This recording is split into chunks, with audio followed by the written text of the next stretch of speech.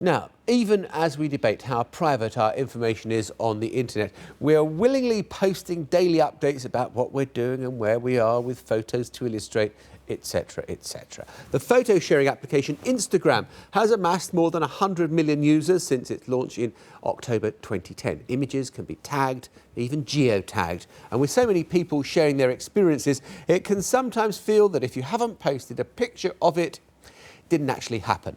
Its popularity is making psychologists question whether we now spend more time capturing the moment than living and experiencing it. Well, I'm joined by one of Instagram's most popular users, Chaiwal, a real name Alan Hinton, and by psychologist Dr. Michael Sinclair. And welcome both to you. Thank you very much indeed for being with us.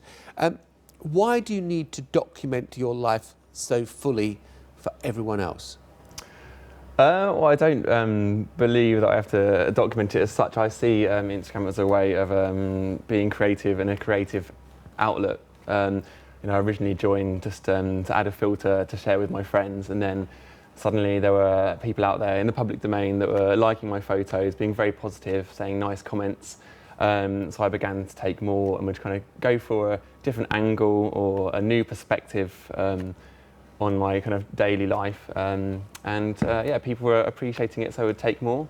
How do you see yourself as an artist? Not really. I mean, photography. How would you define yourself? A hobbyist? Photography hobbyist, yeah. Photography hobbyist. But I mean, I do a 9 to 5, not necessarily a creative job. Then once I joined Instagram, I followed some really amazing photographers that were just incredibly inspiring. So I decided to go out there and to kind of notice my environment.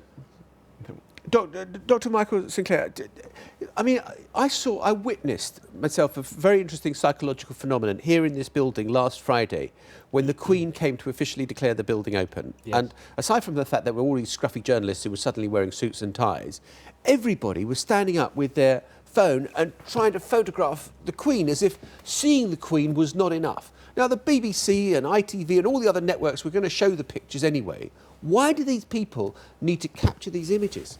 Well, it's very interesting. I think that, what we tend to do is try and, make ourselves look likeable online. We're craving the likes, we're craving the validation, we're craving the kind of admiration, if you like. I think this can be traced back to our cave-dwelling ancestors, to prehistoric times, where, it was all about, the more liked you were, the greater chances were that you would survive. So I think we can kind of, live out these sort of prehistoric tendencies online, and particularly Instagram, particularly, gives us a kind of twofold kind of way to do this. I mean, there's the content of our images. We can produce wonderful, images of where we've been, and people admire that. But also it's the skill and the technology, the technical side of creating a wonderful image. As Alan's saying, I mean, that can be admired. There's lots of tools in it. Yeah. So are we creating a false image of ourselves? I mean, I know when we travel, you meet someone who you've never met before, who doesn't know your family or your friends, and you can start sort of embellishing your life and sort of kind of maybe giving you a representative, a creation.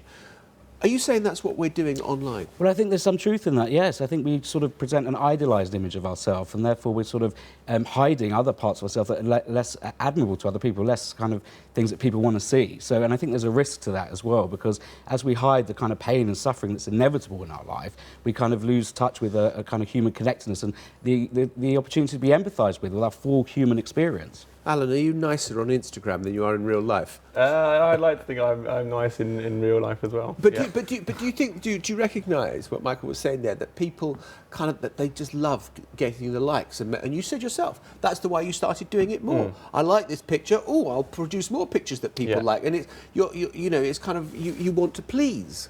It's not so much wanting to please. It was I didn't have a creative outlet. Before I was going to work on a bus. Now I will actually go out my way to walk through the park. Especially if it's foggy or it's autumn, to kind of take a good photo. So it's helping me explore more. I just want to tie this to the discussion we were having earlier, which is about privacy. How much privacy do you think you are entitled to when you lay so much open for people to look at?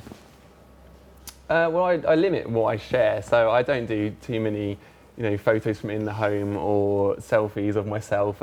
It's things that I don't mind people seeing, like, for example, the pylon there, just hopefully, other people go out and try and be creative themselves now and inspire that to look at, you know, the abstract elements And look of at things in a buildings, different way. yeah, to see it from a different way. Yeah.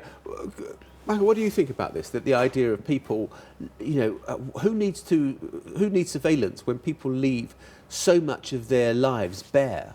Well, as we were saying earlier, John, I think that, you know, there's a kind of control around it. It's up to us what we sort of present online or not. And I think what we do is present a certain image of ourselves, as we were saying before. So it's not that we're sort of leaving ourselves bare open. As Alan's saying, he can pick and choose what he wants to upload. So I think we still can hold some level of privacy. But of course, as we're going around as an Instagram user, clicking away and taking shots, we may take shots of people that, you know, haven't sort of agreed to be in a photo, for instance. Yeah. Okay, fascinating stuff. Both of you, thank you very much indeed for coming to talk to us in Global, allowing us to show those great pictures behind us. Do stay with us in a few minutes. What do you pay taxes for? India launches a publicity camp to make people pay.